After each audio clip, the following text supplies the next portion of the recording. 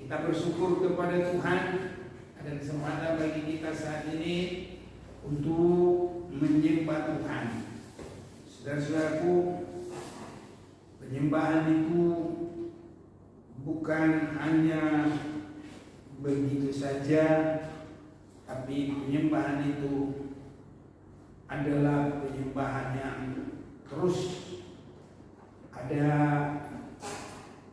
peningkatannya, sehingga penyembahan kita ini sampai membawa kita bersekutu langsung dengan Allah yang Maha Kuasa itu, Allah yang Maha Pencipta itu. Saudaraku, arah dari penyembahan itu ada. Arah dari penyembahan itu diawali dengan permulaan yang dikehendaki Tuhan dan harus sampai ke sasaran. Ini saudara-saudaraku, dan itu kita akan lihat dari firman Tuhan. Kita akan membaca firman Tuhan ini. Kita akan baca dulu dari Perjanjian Lama.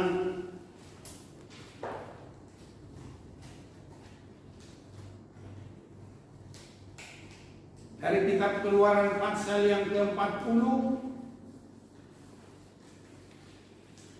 ayat yang ke-20. Diambilnyalah loh hukum Allah dan ditaruhnya ke dalam tabut, dikenakannya lah kayu pengusung pada tabut itu, dan diletakkannya tutup pendamaian di atas tabut itu. Saudara-saudaraku yang kekasih, apa yang saya sudah baca ini, tabut adalah puncak dari kemah sembahyang, tempat kediaman Allah. Ada 3 ruangan. Satu disebut halaman, satu ruang suci, dan satu ruang maha kudus, maha suci. Disitulah tempatnya Allah di atas tabut. Inilah yang saya baca tadi. Saya ulang baca Keluaran 40. Diambilnyalah loh hukum Allah dan ditaruhnya ke dalam tabut. Jadi ditaruhnya ke dalam, jadi ke dalamnya ditaruh tabut. Dikenakannya lah kayu pengusung pada tabut itu, dan diletakkannya tutup pendamaian di atas tabut itu. Kenapa kita harus perhatikan ini? Karena apa yang disebut boleh ini kemah sembahyang ini adalah menurut contoh yang dari surga. Kemah sembahyang ini ataupun apa ditulis di sana, skema tabernakel, bawahnya pola keselamatan. Ya, pola keselamatan. Jadi di situ ada peraturan ibadah,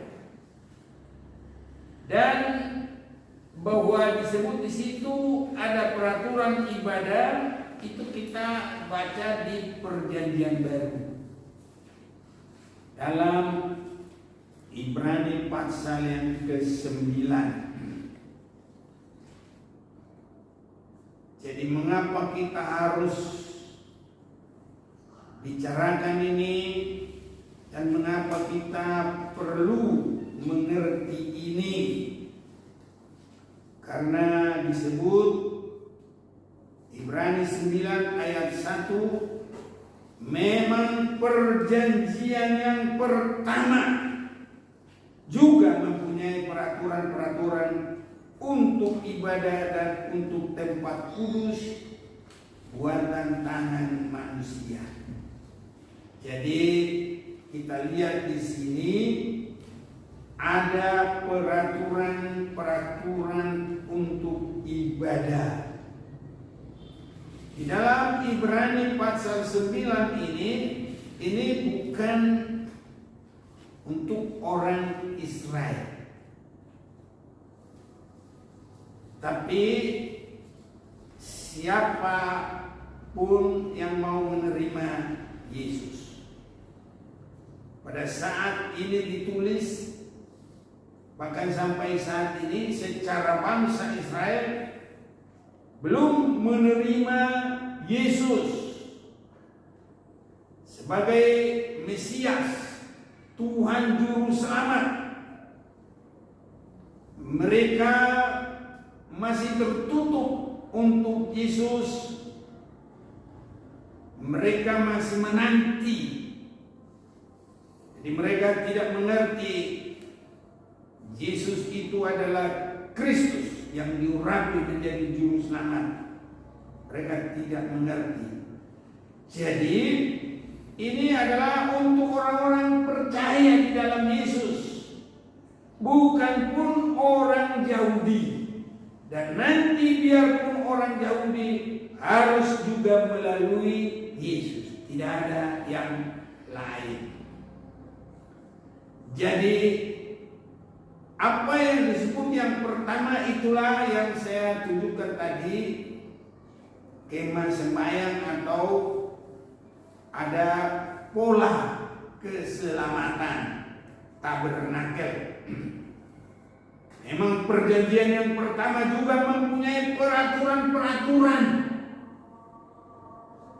untuk ibadah dan untuk tempat kudus buatan tangan manusia.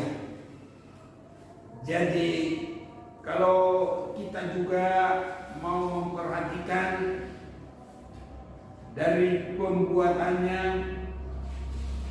Allah suruh Musa untuk membuat itu dan harus disebutkan sesuai dengan apa yang dilihatnya dalam kerajaan surga. Saya baca Keluaran 25 ini ayat 8, dan mereka harus membuat tempat kudus bagiku, supaya aku akan diam di tengah-tengah mereka, menurut segala apa yang kutunjukkan kepadamu, sebagai contoh kemah suci dan sebagai contoh segala perabotannya. Demikianlah harus kamu membuatnya. Jadi ini langsung petunjuk dari Allah yang Maha Kuasa, Allah pencipta langit bumi segala isinya. Itulah sebabnya kita harus mengerti ini. Ada di dalam peraturan-peraturan ibadah. Saudara-saudaraku, tempat yang maha kudus itu adalah inti yang tertinggi di dalam pola keselamatan ini. Karena di sana ada persekutuan Allah Bapa, Allah Anak, itulah Yesus Kristus, dan Roh Kudus. Jadi kalau itu boleh kita perhatikan dalam pelajaran ini, itu adalah apa yang digambarkan oleh tutup tabut perjanjian, di mana ada 2 kerub. Nah, itu Allah Bapa dan Roh Kudus, dan tutupnya itu sendiri adalah menunjuk kehidupan Yesus, dan peti, itulah tabut bawah itu adalah gereja yang sudah diproses. Jadi awalnya tabut itu bawahnya itu terbuat dari kayu, tapi luar dalam sudah ditutup dengan emas. Jadi sudah meniru Allah itu, karena Allah itu adalah mulia, murni. Itu sebabnya di dalam pembuatannya tidak ada dari kayu. Tapi kalau tabutnya bawahnya itu terbuat dari kayu penada hitam. Itu menggambarkan hidup manusia, tapi yang sudah dibentuk, sudah dikerjakan, tidak terlihat lagi kayu hitam, kayu penada. Yang terlihat adalah emas. Jadi kayu itu sudah ditutup dari luar dari dalam. Ini menunjuk kehidupan kita yang semakin mulai penyucian darah, dikuduskan hari demi hari, sampai tidak terlihat lagi kemanusiaan kita, tapi yang terlihat nanti adalah sifat tabiat Allah. Inilah juga rencana Allah dari semula. Kejadian 1 ayat 26 dengan 27, marilah kita menciptakan manusia segambar dan serupa dengan kita. Nah, inilah saudara-saudaraku pelajaran yang mengarah kepada sampai segambar dan serupa dengan Allah. Sebabnya luar biasa rencana Allah bagi manusia sangat berbeda terhadap malaikat. Malaikat tidak ada disebut segambar dan serupa dengan Allah, tapi manusia itu memang arahnya ke situ. Tapi itulah yang kita harus belajar, bagaimana kita untuk masuk ke sana. Inti di dalam ruang Maha Kudus itu adalah tabut perjanjian. Ada banyak alat-alat, mulai dari bawah ada mezbah korban, ada kolam pembasuhan, ada meja roti sebelah kanan.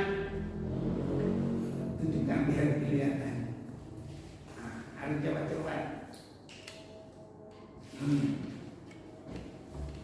Nah, bawah ini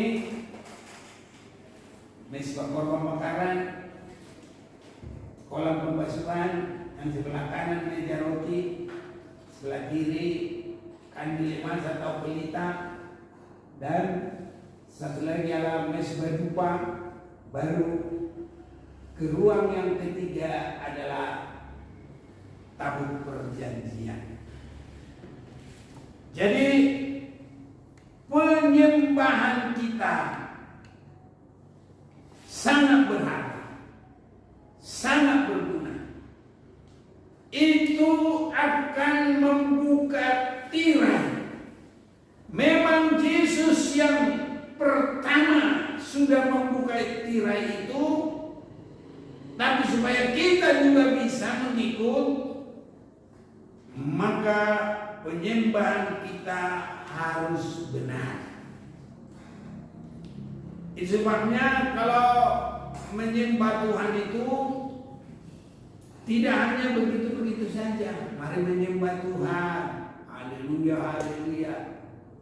Tidak hanya begitu, tapi menyembah Tuhan itu sampai membawa kita dekat, sampai membawa kita dalam suasana tabut perjanjian itu, menyatu dengan Allah Bapa, Allah Anak, Allah Roh Kudus. Dia adalah tutup dan kita adalah petinya kalau kita menang. Tapi saya yakin oleh kemurahan Tuhan kita akan bergumul dan kita menjadi yang menang. Di dalam tabut ini ada yang kita harus perhatikan, rahasia-rahasia yang luar biasa di dalam tabut ini. Permulaan isinya tabut ini yang kita perhatikan di dalam Keluaran pasal yang ke-40 ayat yang ke-20. Diambilnya loh hukum Allah dan ditaruhnya ke dalam tabut. Dikenakannya kayu pengusung pada tabut itu dan diletakkannya tutup pendamaian di atas tabut itu. Inilah awalnya terjadinya pembuatan tabut Allah. Isinya hanya loh hukum Allah. Inilah loh hukum Allah yang diterima oleh Musa di Gunung Sinai. Tapi kalau kita mau baca di dalam perjanjian baru, saudara-saudaraku yang dikasih, tidak lagi hanya loh batu. Ini yang kita akan perhatikan, saudara-saudara. Di dalam Ibrani pasal 9 ini ayat yang keempat, di situ terdapat mezbah pembakaran ukupan dari emas dan tabut perjanjian yang seluruhnya disalut dengan emas. Di dalam tabut perjanjian itu tersimpan buli-buli emas berisi mana, tongkat Harun yang pernah bertunas, dan loh-loh batu yang bertuliskan perjanjian. Nah, inilah kemah sembahyang atau tempat kudus yang diberitakan bagi kita. Awal pembuatannya isinya itu hanyalah loh batu, ya, dan disebut dua loh batu. Karena loh batu pertama ada 4 hukum, loh batu yang kedua 6 hukum. Jadi hukum-hukum Tuhan, perintah Tuhan. Tapi dalam perkembangannya kita lihat, atau biar jelas saya baca mulai dari 1. Ibrani 9 ayat 1. Memang perjanjian yang pertama juga mempunyai peraturan-peraturan untuk ibadah dan untuk tempat kudus buatan tangan manusia. Sebab ada dipersiapkan suatu kemah, yaitu bagian yang paling depan. Ini yang paling depan, mulai dari pintu kemah sampai ke atas dan lanjut sampai kain tabir ini. Nah, ini namanya yang pertama ruang kudus. Jadi ini kita tidak bicara perjanjian lama ini perjanjian baru. Banyak orang selalu berkata, wah itu kan perjanjian lama. Nah ini yang kita baca perjanjian baru, bukan perjanjian lama. Sebab ada dipersiapkan suatu kemah, yaitu bagian yang paling depan, dan di situ terdapat kaki dian. Nah ini kaki dian. Kaki dian itu adalah kandil emas. Itu sama dengan kaki dian.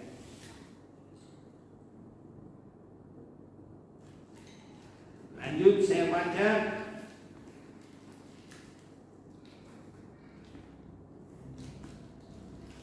Dan meja dengan roti sajian. Nah ini sebelah kanan kalau melihat dari ambil apa jemaat. Jadi meja.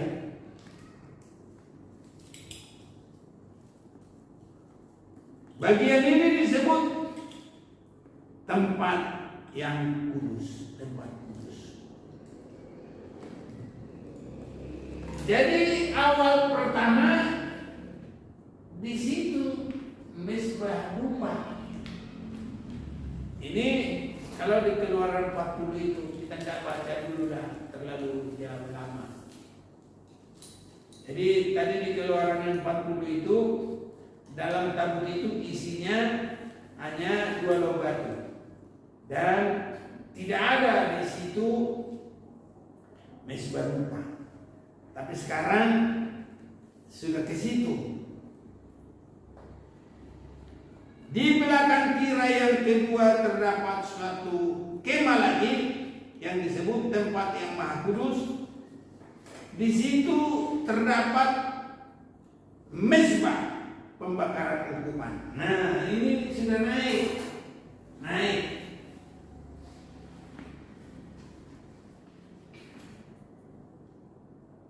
Dari emas, dan tabut perjanjian yang seluruhnya disalut dengan emas. Di dalam tabut perjanjian itu tersimpan buli-buli emas.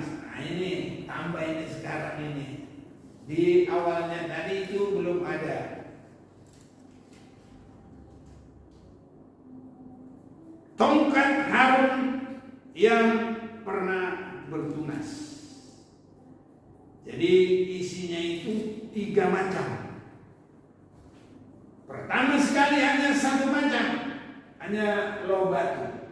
Tapi dalam perkembangannya sekarang sudah ada tongkat yang berbunga dan juga ada buli-buli emas. Jadi ada 3 kita lihat di sini yang berkembang. Mezbah dupa itu sudah naik dan sudah ada juga buli-buli emas. Ukupan dari emas sudah naik dan juga buli-buli emas berisi mana? Dan tongkat Harun yang pernah bertunas dan log-log batu. Jadi sekarang isinya jadi 3. Isinya tabut jadi 3. Jadi tongkat Harun, buli-buli emas yang berisi mana dan log batu. Tapi ke ruangan Maha Kudus sekarang sudah ke situ mezbah dupa. Apa yang kita akan perhatikan di sini inilah perkembangan ibadah yang berkembang, dan ini dikehendaki oleh Allah sampai benar-benar kita segambar serupa dengan Dia, baru menyatu dengan Dia, baru kekal selama-lamanya bersama dengan Dia. Inilah yang kita akan lihat dari apa yang kita baca ini. Inilah peraturan ibadah yang dikehendaki Allah dan yang berkenan kepadanya. Saudara-saudaraku, apa artinya ini semua bagi kita? Yang pertama kita lihat dulu. Jadi Ibrani 9 ayat 4, di situ terdapat mezbah pembakaran ukupan dari emas. Ini di ruang Maha Kudus. Dan tabut perjanjian. Jadi mezbah domba ini dengan tabut perjanjian sudah satu tempat. Bagaimana itu boleh terjadi bagi kita? Apa yang kita lakukan? Ibadah kita ibadah kayak apa? Inilah penyembahan yang benar. Sebabnya penyembahan itu bukan asal-asal mari menyembah, mari menyembah, mari menyembah. Tapi benar-benar orang yang menyembah itu harus sampai menyatu dengan Allah. Karena di tempat Maha Kudus itu, di situ satu ruang. Apa yang disebutkan tabut Tuhan dengan mezbah dupa ukupan. Mezbah dupa ukupan adalah penyembahan yang benar bagi kita. Penyembahan yang berbau harum. Bagaimana itu boleh terjadi? Pertama, harus mengalami penyucian dari dosa dengan sungguh-sungguh. Ini sebab imam saja, biarpun imam besar keturunan Harun, kalau ada dosa masuk ke dalam ruang Maha Kudus langsung mati, tidak bisa hidup, mati. Itu sebabnya Allah pencipta langit bumi segala isinya, bukan dia yang turun menyelamatkan manusia, tapi Yesus firman menjadi manusia. Itu untuk keselamatan. Kalau Allah yang maha besar itu, manusia mana mampu dia melihat manusia berdosa? Tak bisa. Jadi Allah harus meninggalkan kebesarannya, kemuliaannya, itu ada di dalam Yesus. Dialah yang bisa bersekutu dengan kita, mulai menyucikan kita dari dosa, mulai menggembalakan kita.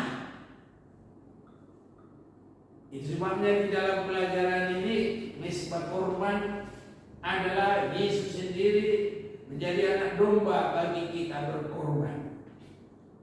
Dan kolam pembasuhan bagi kita adalah penyerahan kita mengubur kehidupan lama dan mau menyerahkan tubuh. Dalam Roma 12 ayat 1 dengan 2 itu kita mempersembahkan tubuh, tidak sama dengan dunia ini. Itu pun belum sampai langsung ke ruang Maha Kudus, masih belum. Jadi kita harus diperhadapkan dengan meja roti, diperhadapkan dengan apa yang disebut kandil emas, pelita emas. Nah, baru bersama itu nanti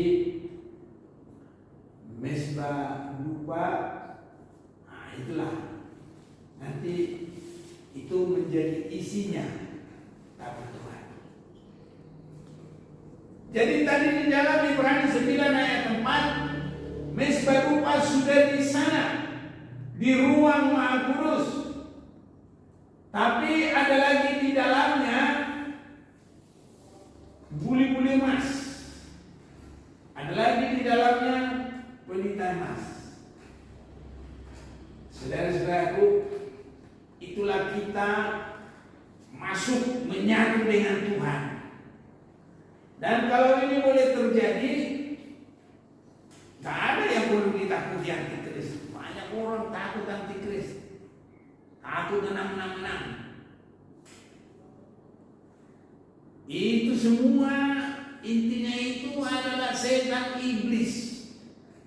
Hanya kalau antikris itu khusus di akhir zaman dengan keahliannya, kepintarannya menggoda manusia. Tapi kalau manusia sudah segambar dengan Allah, mana bisa iblis membuat apa-apa? Gak boleh takut. Antikris itu anggap aja itu gak ada, debu. Kenapa? Iblis rajanya saja ada di bawah kaki. Masa orang takut dengan menang-menang? Bingung dengan itu, rame baca dan takut, itu pun gak ada solusi. Kalau kita meningkat, mulai masuk dalam penyucian, dipenuhi dengan Roh Kudus, dipimpin oleh Roh Kudus, sesuai dengan firman, menyembah Tuhan dengan benar, maka antikristus itu yang takut sama kita, bukan umat Tuhan takut sama antikris. Dan ini banyak orang Kristen bingung, takut antikris. Itu sebabnya kalau di dalam Roma pasal yang ke 16 ayat 20, ya, semoga Allah segera menaklukkan iblis di bawah telapak kakimu. Jadi iblis ini sudah di situ. Untuk akhir zaman dia disebut antikris, nabi palsu. Iblis yaitu dia itu semua. Segala kekuasaan setan itu di bawah kaki. Siapa yang takut kepada antikris? Itu belum mengerti keimanan, belum mengerti firman lebih banyak. Kalau kita sudah mengerti firman dan dipimpin Roh Kudus, hidup yang tergembala, menyembah Tuhan, bukan kita yang takut antikris, antikrisnya yang takut. Tuhan diberi kuasa untuk mengusir setan. Masa kita mau takut sama antikris? Setan itu semua itu, antikris itu semua itu dia satu paket. Anak Tuhan gak perlu takut. Itu sebabnya penyembahan yang benar harus ada 3 hal tadi. Menyembah dalam roh. Nah itu pekerjaan dari Roh Kudus kandil ini. Di situ ada jabatan dari Roh Kudus yang benar. Ada di situ karunia Roh Kudus secara benar. Ada buah-buah Roh Kudus secara benar. Ada juga perbuatan kasih dari Roh Kudus dengan benar. Nah ini. Dan dalam pelayanan yang jabatan dari Roh Kudus, itulah nanti menjadi tongkat Harun. Karena dari mana itu tongkat Harun? Tongkat Harun itu adalah waktu orang Israel berebut siapakah yang menjadi pelayan yang benar. Itu sebabnya kalau kita boleh lihat dalam Bilangan pasal 17, Allah berfirman, Setiap suku masing-masing membawa tongkat dari satu suku. Nah, supaya memang waktunya harus banyak, tapi mari seberapa aja. Bilangan 17.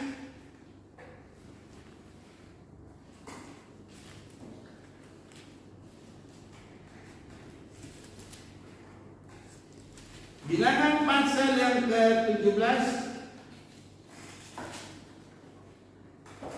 ayat yang ke-8 sampai dengan yang ke-10. Ketika Musa keesokan harinya masuk ke dalam kemah hukum itu, maka tampaklah tongkat Harun dari keturunan Lewi telah bertunas, mengeluarkan kuntum, mengembangkan bunga dan berbuahkan buah badam. Kemudian Musa membawa semua tongkat itu keluar dari hadapan Tuhan kepada seluruh orang Israel. Mereka melihatnya lalu mengambil tongkatnya masing-masing. Tuhan berfirman kepada Musa, kembalikanlah tongkat Harun ke hadapan tabut hukum untuk disimpan menjadi tanda bagi orang-orang durhaka, sehingga engkau mengakhiri sungut-sungut mereka dan tidak kudengar lagi supaya mereka jangan mati. Ini karena mereka mau merebut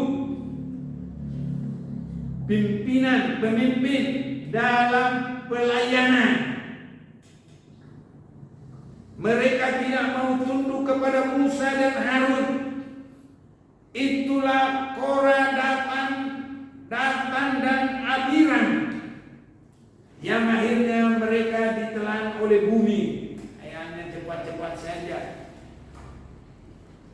Dan supaya mereka mengerti siapa yang dipilih Tuhan, maka lewat tongkat itulah kalau mana yang bertunas, mana yang sampai mengeluarkan buah itu, itulah yang berkenan. Jadi ini pelayanan yang sungguh-sungguh dari Roh Kudus,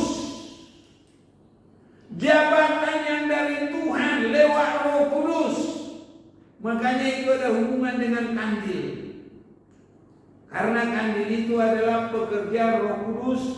Tadi saya sudah sampaikan walaupun singkat bahwa dari Roh Kudus itu ada jabatan dari Roh Kudus, ada karunia dari Roh Kudus, ada juga jabatan karunia buah-buah Roh Kudus, dan ada juga perbuatan kasih dari Roh Kudus.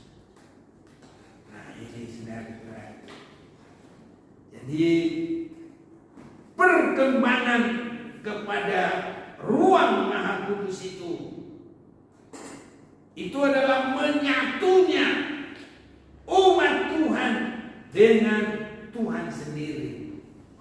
Itu harus melalui penyucian darah, mengubur hidup lama, dipenuhi dengan Roh Kudus, mau melayani pelayanan yang bukan untuk gagah-gagahan manusia, yang bukan motivasi yang lain, tapi dengan rendah hati, diurapi Tuhan, dipakai Tuhan.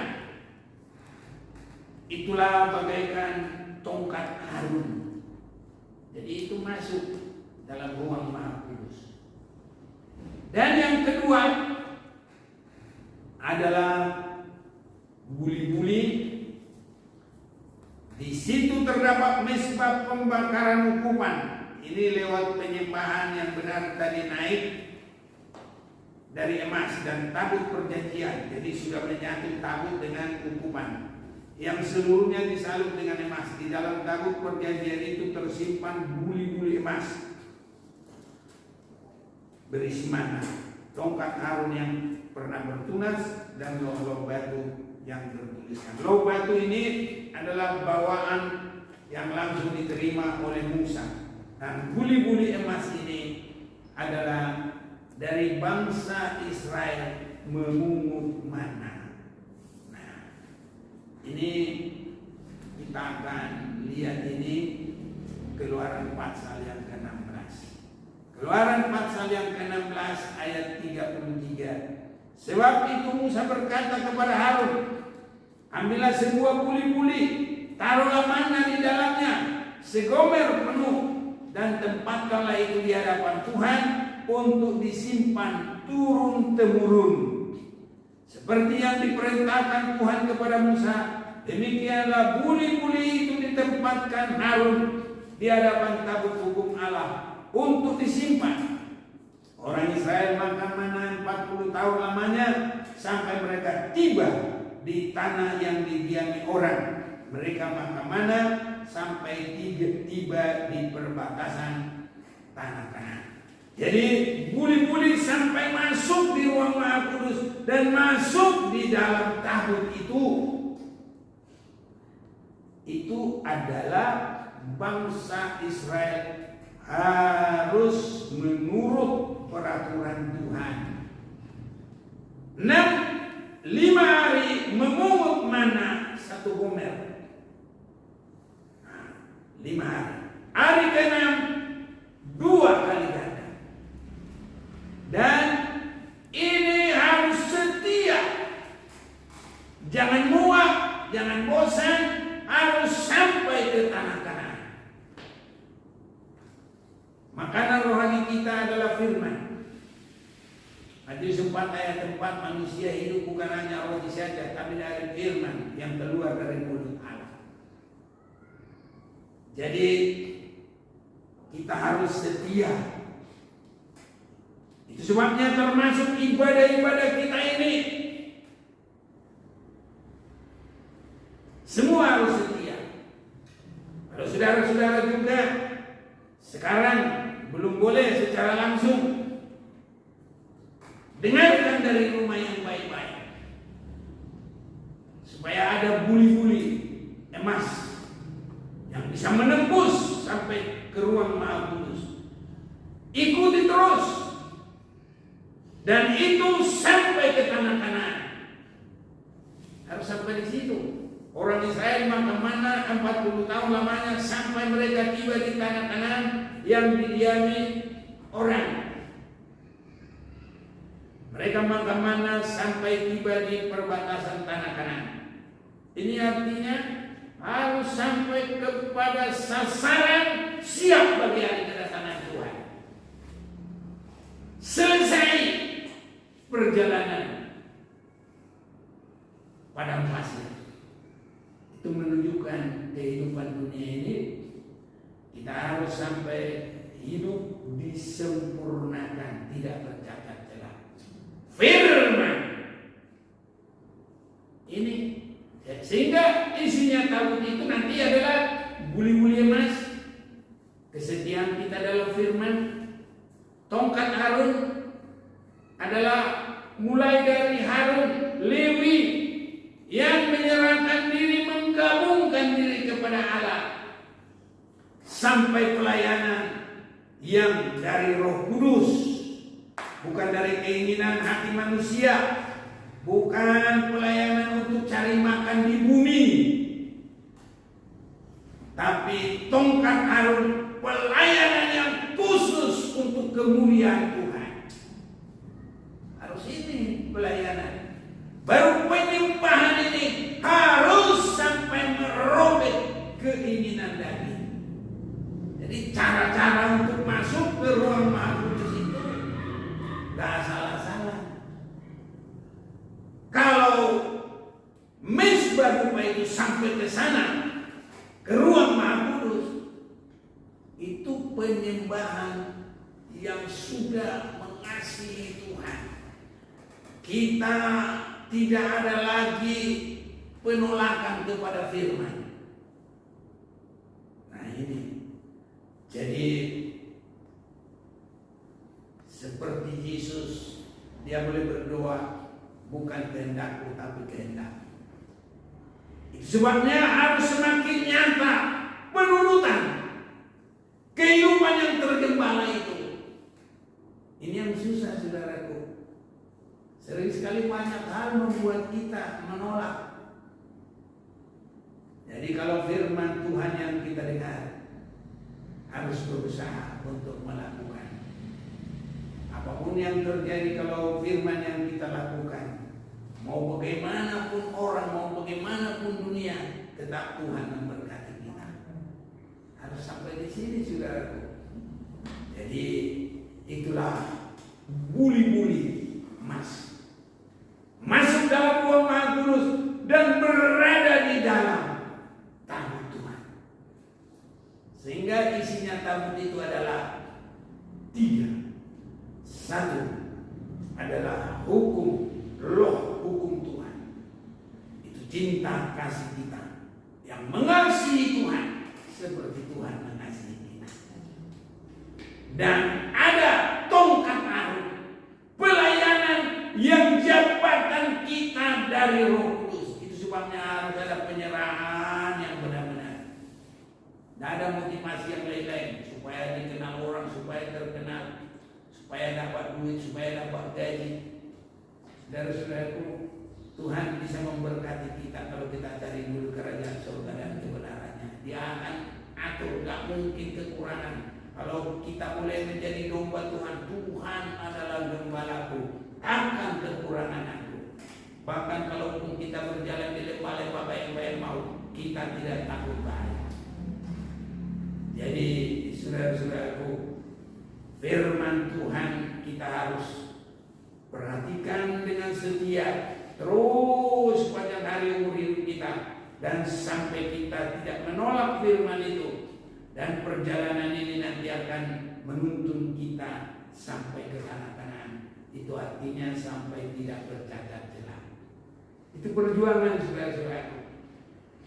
Banyak bangsa Israel tidak sampai mati, tapi tetap ada yang sampai. Dan inilah juga, saudaraku, harus kita juga berada di dalamnya.